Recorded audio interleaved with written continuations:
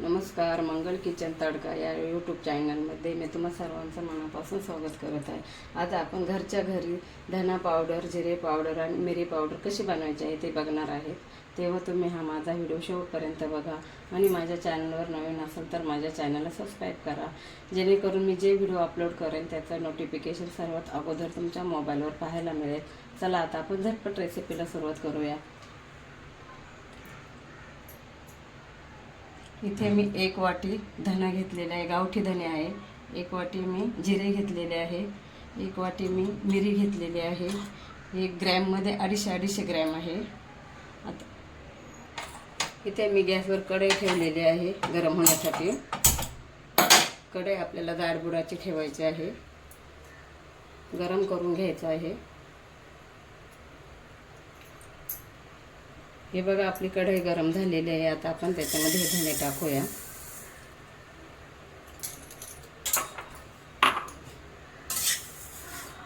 असं भाजून घ्यायचे आहे धने, जास्त नाही भाजायचे।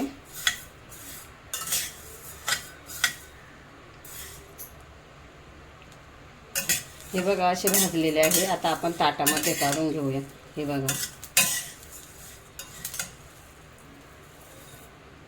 हे बघा मी ताटामध्ये काढून घेतलेलं आहे। आता आपल्याला याला 2 ते 3 मिनिट थंड होऊन द्यायचं आहे। त्याच्यानंतर आता आपण जिरे पण असेच भाजून घ्यायचे आहे।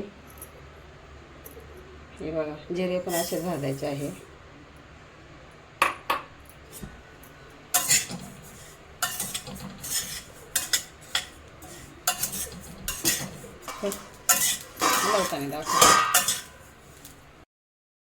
हे अशा पद्धतीने मी भाजून घेतलेले आहे जिरे। जास्त नाही भाजायचे, जास्त भाजले ना मग कडवट पावडर लागेल। हे बघा ह्या पद्धतीने असे भाजून घेतलेले आहे।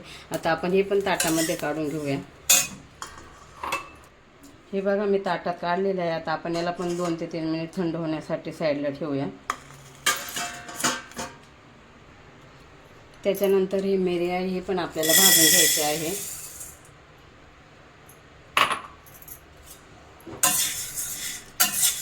हे पण असं हलकसं भाजून घ्यायचे आहे।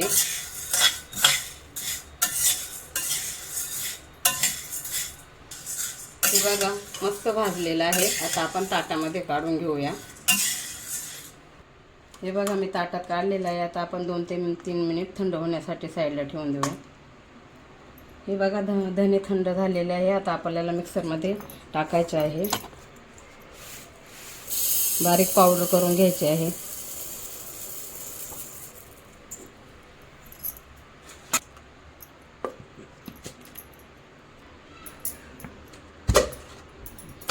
हे बघा अशी पावडर करून घेतलेली आहे।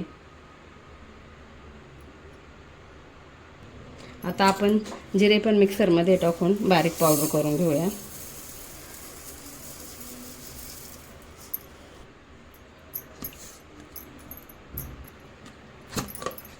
हे बघा जिरे पावडर पण छान झालेली आहे। हे बघा आता आपण काळी मिरी आहे, हिची पण आपल्याला पावडर करून घ्यायची आहे। मिक्सरमध्ये टाकते मी।